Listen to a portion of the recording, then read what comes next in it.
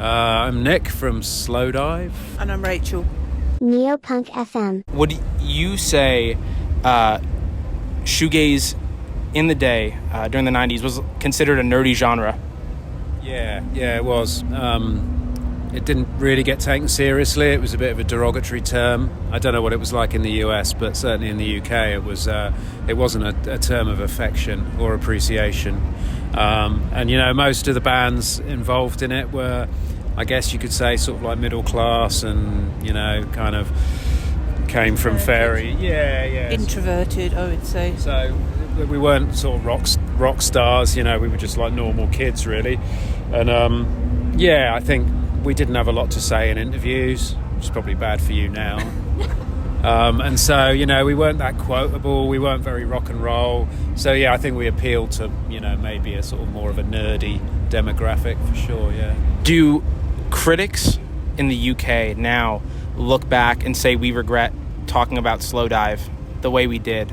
I think, we've had a few, mentioning no names, who've come to us and sort of almost apologised, but not quite. But, it doesn't really matter because it's just, in those days that was the style of writing in the British music press, and, it was entertainment as much as criticism or music critic type stuff. So I personally never really cared about it, and I don't care about it now.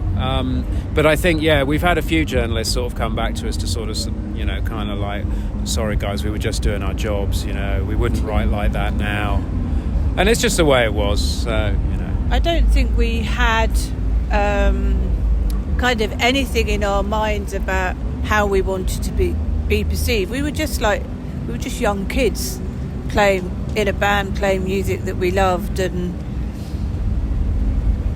just kind of doing it really. It was only in the UK that there was the negative press. It didn't happen when we came over to North America, and back then a lot of it revolved around college radio and stuff, and we always did pretty well over here really, and kind of rings true now. But I'm just a bit, I think we're just kids, like Rachel said, and we were a bit bewildered by it all, to be honest. We were bewildered that we got picked up so quickly when really we hadn't done that many gigs. We weren't the band in Reading that everyone thought was going to be signed by a big label and go on to big things. There were other bands way ahead of us, and then we got lucky. And then all of a sudden, first 3 records are Singles of the Week and Melody Maker, and we're the next big thing. And then it all sort of came crashing down as quickly as it came up. So, when you're only 19, 20 years old, it's quite... You don't know what the hell's going on, really, and you just sort of ride with it. We're obviously much older now, and can sort of look back on that, with a bit more understanding. But at the time, I think we were just all like, it was crazy time. What was it like at the time navigating that scene, and what were the bad parts and the good parts of it like? Our local scene was pretty healthy, wasn't it? And we're from Reading, which is like just out to the west of London. It's not like a big city or anything. It's just a town. It keeps trying to be a city, and it keeps getting turned down. There were a ton of good bands around the time that we were coming through in Reading as well, and there was like this healthy competition, and we were all kind of mates. And there were 3 or 4 different venues in the town, and again, like small town, and yet these were decent venues that decent bands would come through and play. And so I think I'm not saying it was easy, but there was a platform there.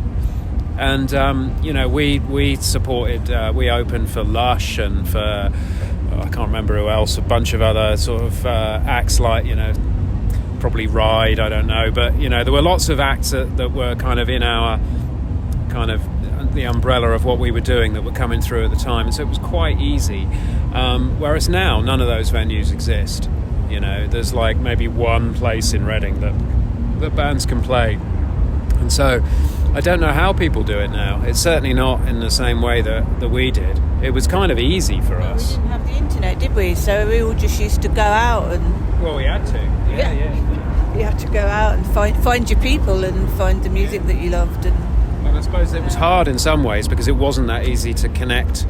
It's super easy to connect with people now on the internet, but back in 1989 that didn't exist, and so you definitely had to make more of an effort. Like Rachel used to work in a printers in Henley on Thames, and she used to make up flyers and stuff and like little pamphlets and little cassette designer to do our early demo covers like for me, and it's quite useful actually. Wow. So it was fun. It was fun. It was a real traditional sort of grassroots type of thing, but there was a platform, and you could play in these venues, and you could open for bigger bands, and you could get known. And now in Reading, I assume most provincial towns in England are the same. It's much harder because the venues have all closed. They've all been sold to build apartments, and there are still small venues around. There are some key ones. I mean, it's not on the gig circuit anymore. You might get a band coming through Reading occasionally, whereas when we were growing up, it was like every weekend there was somebody decent playing in the town. So it's different. On a personal level, how much would you both say you have experience with TikTok? Is it none at all? Is it just through other people? What is that like for y'all? Minimal. I set up our Slowdive account on there purely to stop some random person doing it, basically, to protect our sort of name on there. But I don't go on there. The experience I've got is through my kids, particularly through my daughter. So if you're watching this, she hates it when I talk about her on interviews. She's on it like a lot, and through that I can see that she's 13, and I can see that a lot of her friends and peers know who the band are, and it's through TikTok. But we don't actively. We've kind of made a sort of a conscious decision not to involve ourselves in it and just let it happen organically, because we're all in our 50s, and no one wants to like see a bunch of old farts, trying to be down with the kids.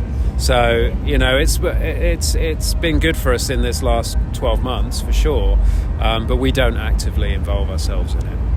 The little bit I've seen on there, I just find it really overwhelming. It's just you kind of feel like the internet and everything already without TikTok is too much, and it's just 24/7 bombardment, and you go on TikTok and you're like, it just seems 100 times worse to me. Why do you think it is exactly that all these young people love your music now? Disaffected youth. Yeah. I mean, I think there's early records. Obviously, we were young when we did them, and I don't know. I just think it's music for introverted people, and music to escape from the everyday mundane too as well. I don't know. I mean, I think it's more of I think in some ways it makes more sense that those earlier records do resonate with young people because we were young when we did them. I think more the conundrum now is that we're obviously that much older, and we've released 2 albums which have done really well, and there are a lot of teenagers at our gigs, like all around the world. We started in Australia last year. We've been like across Europe, in Asia, the UK, over here in North America, and it's like consistently there are really young people at the shows, which is lovely for us. But why? I don't know. Maybe just resonate. It's always been a melancholy thing associated with us, and I think young people are a sort of sucker for the melancholy, aren't they? Or a certain sort of subset of youth, like we were. And but I think in a lot of ways we still are. Just because you're older, it doesn't mean that you've necessarily got everything straight in your life. Like 100%. I don't know. You'd look at your mum and dad and go, they're really adult or whatever when you're younger, and then when you get older, it's like it's not necessarily the case that life's complicated. Life's complicated for everybody, no matter what age you are. How do you feel about the music industry now revolving around the streaming model? I think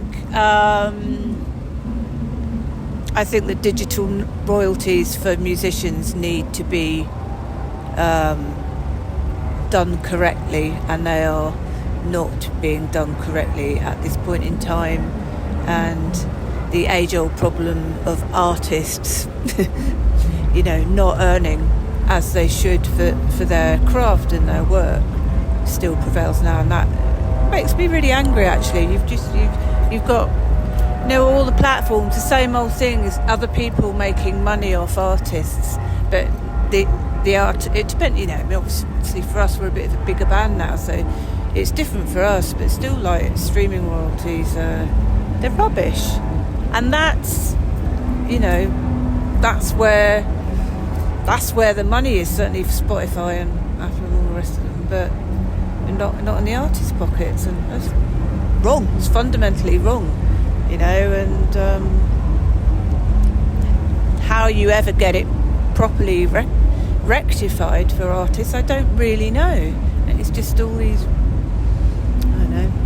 major labels, big Spotify, all these corporate people still making the money.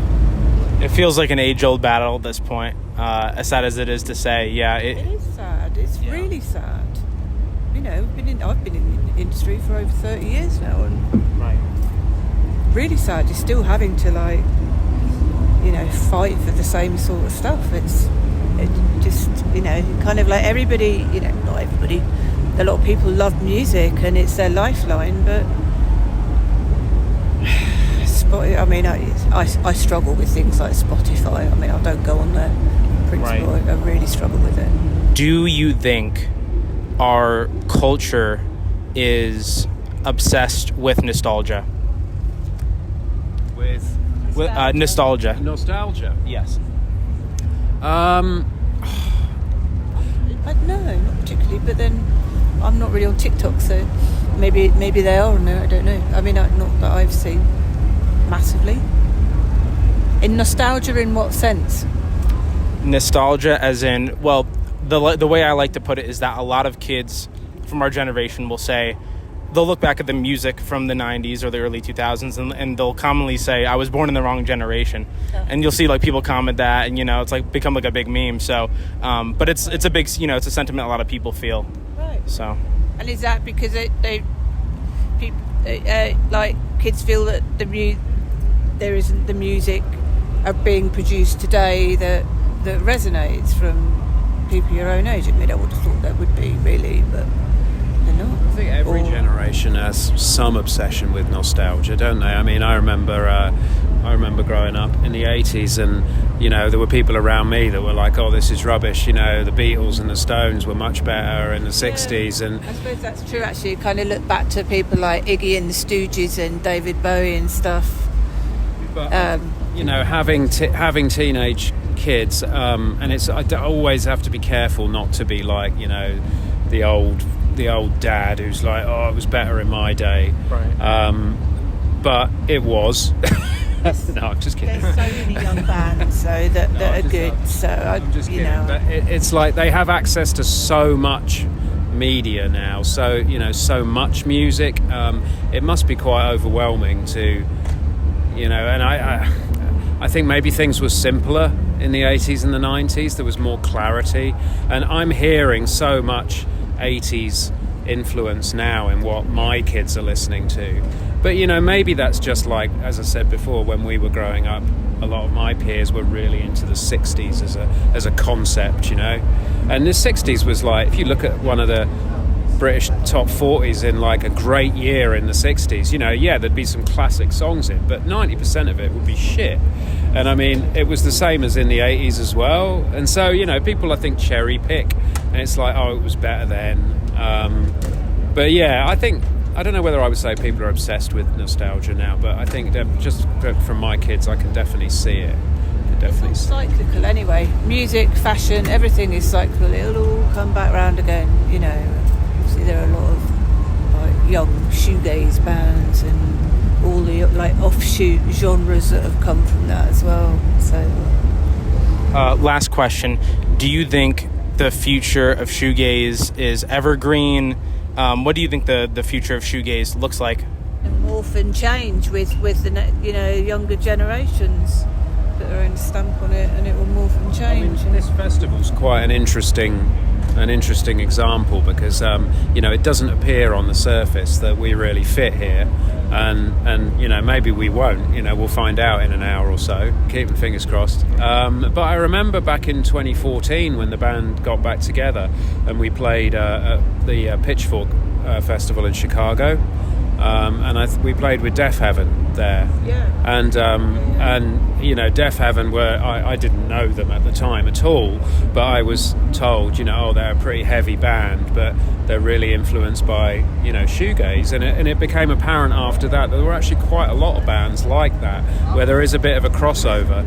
So maybe what we'll see is just like the influences that sort of we brought in the 90s end up kind of filtering into different genres, and there's a bit of a melting pot and stuff like that. But we've been doing this for 10 years now, which is way longer than we did it the first time round, and it seems to be getting more and more popular. So future seems bright right now.